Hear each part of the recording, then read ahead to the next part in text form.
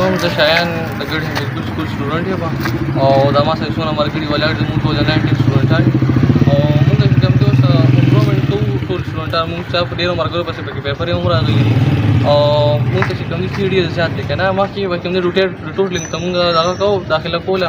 نو هغه به 600 روپۍ او دې ځل چې کوم دی 1500 ته تللی دی ریټوټلینګ صرف او دغه شان دی چې کوم دی نو اوس امپرومنټ کوو نو هغه هم 3200 روپۍ دی تقریبا 3600 دی او دغه شان چې پیپر ورسره فیل وي نو هغه چې کوم دی نو بیا به 6800 روپۍ چې کوم دی دغه کېږي به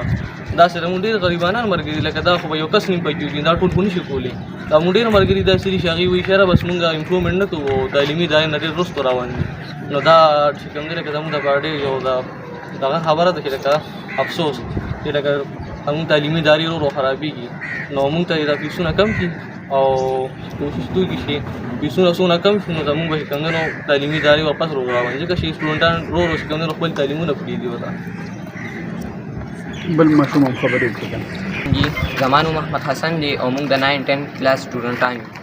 موږ راغلي یو جي زموږ د بورډ چیرمین ته هم دا درخواست دی او د صوبې وزیر اعلی سهیل افریدي صاحب ته هم دا درخواست دی چې دوی لکه دا فیسونه راکم کړي ته موږ ډېر داسې ملګري دي هغوی کمزوري دي والدین یې چې کوم دي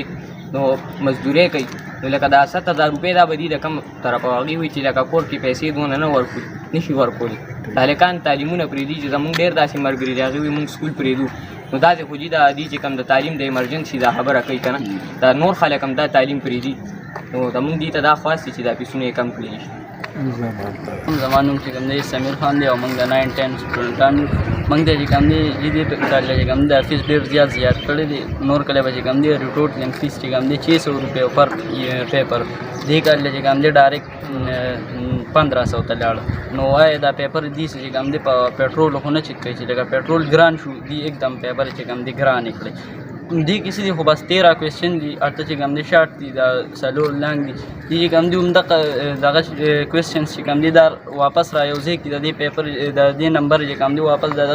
او دی پر پیپر چې کوم دی 1500 روپۍ دي لکه وجه څه ده ریزن موږ له دې سره راکړي که نه وجه څه ده ښه دی خو چې کوم دی 6800 روپۍ نور دغه شو نو دا خو چې کوم دی لکه ظلم دی دې کال چې کوم دی لکه एकदम څنګه ډایرکټ د 2700 نه چې کوم دی 3600 ته څنګه لاړې دا پیپر د امپرومنټ پیپر دی خو چې کوم دی موږ باندې د یو اف ام کیسونو 1701 جمع کړي اوس چې کوم دی هغه واپس ریجیکټ د هغې چې کوم دی 3200 نور دغه کې نو لکه وجه څه ده دا एकदम چې کوم دی دا پیسې لکه یو غریب پلار به چې کوم دی د هغه بچي باندې سبق وایي نو هغه به چې کوم دی څنګه 6000 یا 7000 روپۍ چې کوم دی هغه جمع کړي او نور چې کوم دی دی وایي چې تعلیم چې کوم دی عام شي تعلیم خو په دې نه عام کېږي چې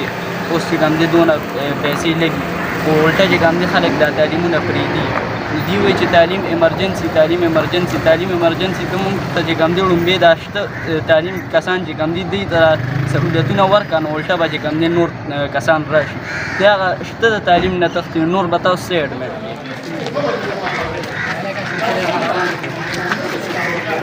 کړي